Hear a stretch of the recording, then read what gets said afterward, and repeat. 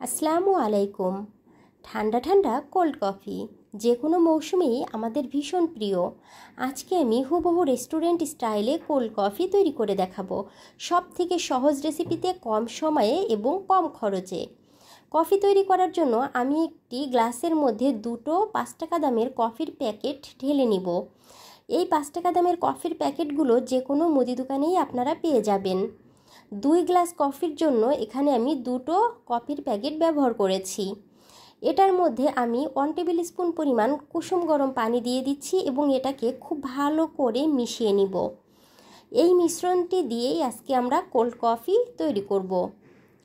এখন আমি নিয়ে নিচ্ছি 5 থেকে 6টি 5 টাকা দামের ডেইরি মিল্কের প্যাকেট থেকে আমি চকলেটগুলোকে বের করে নিয়েছি।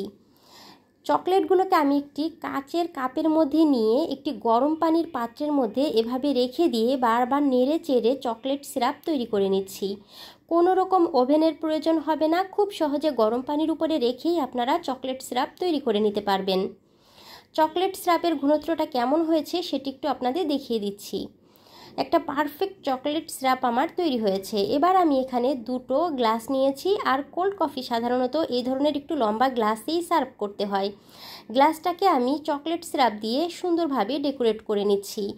এরপরে এই গ্লাস দুটোকে আমি ফ্রিজের নর্মাল টেম্পারেচারে কিছু সময়ের জন্য রেখে দিয়েছি চকলেট সিরাপটা সেট করার জন্য। এখানে আমি 700 গ্রাম গরুর দুধকে জাল দিয়ে ঘন করে 500 গ্রাম বানিয়ে নিয়েছি। এখন এই দুধটাকে আমি ফ্রিজে রেখে দিব 1 ঘন্টার জন্য, যাতে করে দুধটা খুব সুন্দরভাবে ঠান্ডা হয়ে যায়। ঠিক 1 ঘন্টা পরে আমি একটি ব্লেন্ডারের জার নিয়ে নিয়েছি, আর এই জারের মধ্যে ঠান্ডা দুধটাকে ঢেলে দিচ্ছি। এই দুধের মধ্যে আমি এক এক করে সব ধরনের উপকরণগুলো মিশাবো। প্রথমে দিয়ে দিচ্ছি মিশিয়ে রাখা, আগে আমি দিয়ে দিচ্ছি এখানে 2 টেবিল স্পুন পরিমাণে চিনিটা অবশ্য আপনারা আপনাদের টেস্ট অনুযায়ী দিবেন।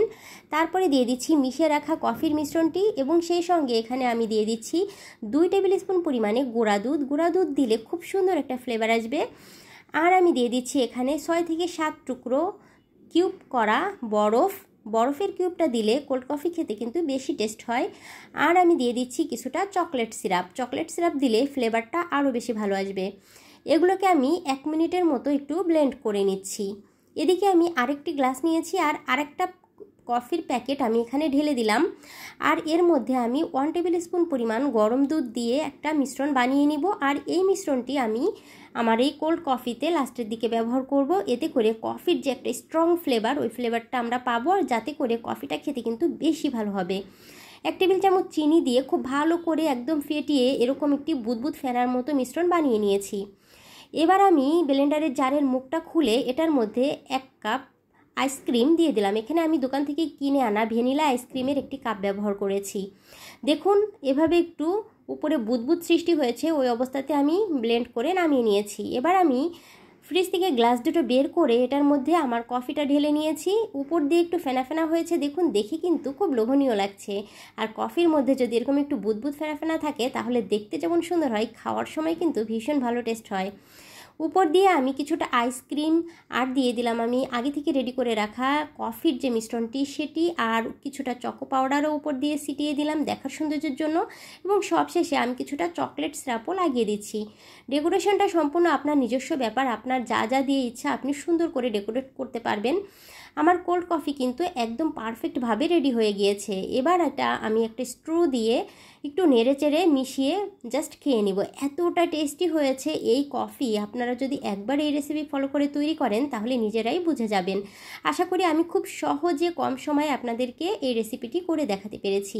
রেসিপিটি ভালো লাগলে অবশ্যই চ্যানেলটাকে সাবস্ক্রাইব করে পাশে থাকা বেল আইকন অল করে দিবেন। ভালো থাকবেন, আজকে এ পর্যন্তই। আল্লাহ হাফেজ।